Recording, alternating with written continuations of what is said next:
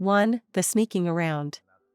The second you start plotting to do something behind my back, you're violating the trust of the relationship. 2. If you would be unwilling to tell your partner about an interaction, then it's probably time to start thinking about what you're doing. I think the 2 basic litmus tests are: 1. Would you tell them do it in front of them? 2. Would you be okay with it if they did the same thing? If the answer is yes to both, it's probably fine.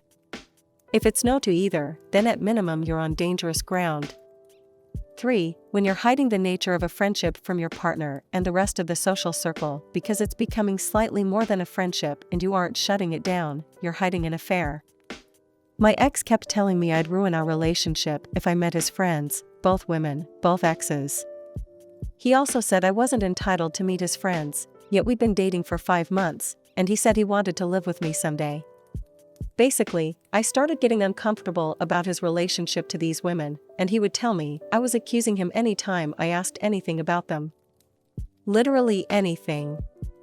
I don't know if he was doing something physical or actively in a romantic relationship with them, or he just felt his friendships were a bit flirty or inappropriate, and he didn't want me to know, but not worth putting up with it.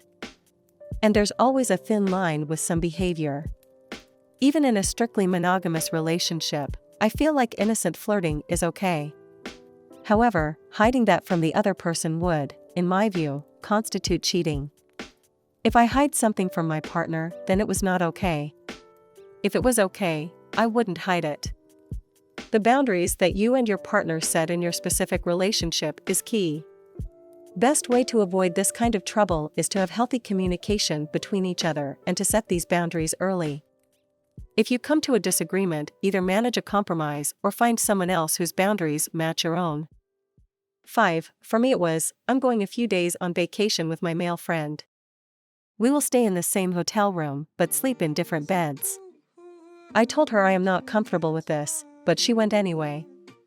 6. I count emotional affairs as cheating, but this can be difficult to define because I want my partner to be able to have good, supportive, close friendships with other people. I just don't want them to replace me, or for him to be closer to them than he is to me. And I don't want it to cross obvious boundaries, physical intimacy. I generally walk the line of if something bothers me, I talk to him about it. Afterward, if it still doesn't feel right, and I'm not happy, then I would need to make a decision. My ex emotionally cheated on me, so I know that feeling. At first, I wanted to support him, having a best friend of the opposite sex. I, too, have a lot of close guy friends, that's fine. But it was when he started to go to these fun activities with her without me, and it really hurt a lot. 7. Cheating starts at lying, even by omission. I am okay with private conversations, meeting people my partner wants to meet, going away on business trips, or going out and coming back late at night. But lying to me about it or about what happened? Or simply not telling me something I don't want to hear? That's cheating. So, for example, I will go out tonight to see people you don't know and talk about things you don't care about. We are in the clear, it's fine. But if it's more like, I saw X and Y last night at their place, if I know for sure that it's not true, then there might be some cheating involved. It only works if you are not a creep, or even jealous. There needs to be mutual trust and respect. When trust and respect are gone, the relationship is gone too. Lies. It always starts with lies. 8. Honestly, it's about intentions more than anything. If my SO started pursuing someone romantically, that's cheating, doesn't matter if it's lovey-dovey texting or sleeping with them. If my SO was at a party and a drunk person kissed him suddenly against his wishes, that's not cheating.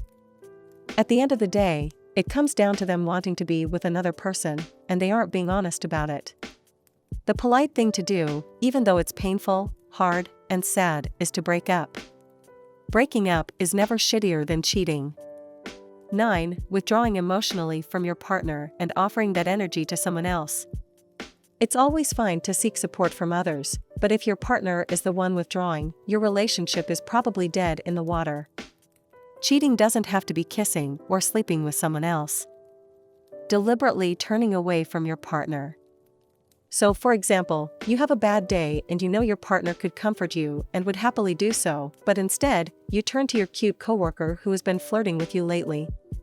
Or confiding in another person about your issues with your partner in an inappropriate way that's meant to create emotional intimacy between you and this other person when you haven't discussed the issue with your partner directly and given them a chance to repair it. 10. Personally, I don't mind flirting in public with a stranger if it's fully understood that it's not going anywhere and contact information isn't exchanged. Emotional cheating is a precursor to physical cheating, and it represents a need for couples therapy. My wife of 10 years physically cheated on me with someone she had known for 2 weeks. I wanted to go to therapy and fix things, given we had 2 kids. She didn't. She regretted it later when things approached divorce, but it was too late.